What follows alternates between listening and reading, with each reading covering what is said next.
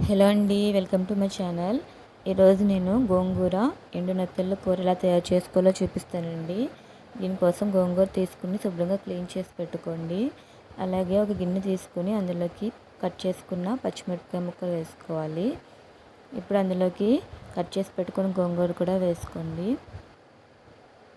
ఇందులోకి కొంచెం వాటర్ పోసుకోండి.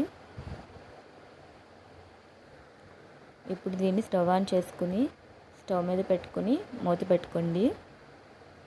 ఇది కొంచెం ఉడికిన తర్వాత దీన్ని మిక్సీ జార్లోకి తీసుకుని ఈ విధంగా పేస్ట్ లాగా చేసుకోండి.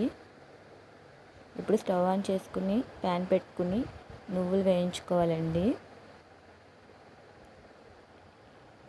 ఈ నువ్వులను ఇలా వేయించుకున్న తర్వాత వీటిని కూడా మిక్సీ జార్లోకి తీసుకుని ఇలాగా పౌడర్ లాగా చేసి పెట్టుకోవాలి. ఇప్పుడు స్టవ్ ఆన్ చేసుకుని ఈ గోంగూర పేస్ట్ని వేసుకుని అలాగే అందులోకి కట్ చేసి పెట్టుకుని ఉల్లిపాయ ముక్కలు అలాగే కొద్దిగా చింతపండు రసం వేసుకోవాలండి. గోంగూరలో పులుపు ఉంటుంది కాబట్టి చింతపండు ఎక్కువ వేసుకొని అవసరం లేదు. ఇప్పుడు వీటన్నింటినీ బాగా దగ్గరికి ఉడకనివ్వాలండి. అలాగే ఇందులోకి నువ్వుల పౌడర్ వేసుకోవాలి. అలాగే సరిపడా సాల్ట్ కూడా వేసుకోవాలి.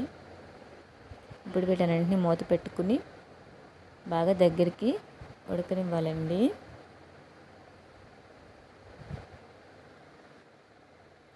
ఇప్పుడు స్టవ్ ఆన్ చేసుకుని ప్యాన్ పెట్టుకుని ఆయిల్ వేసుకోవాలి.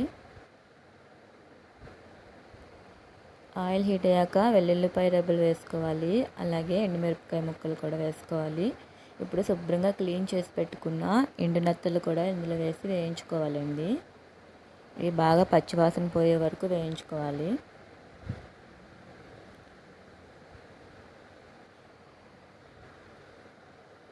వీటన్నింటిని ఇలా బాగా వేయించుకున్న తర్వాత ఈ గోంగూర మిశ్రమాన్ని ఇందులో వేసి వేయించుకోవాలి.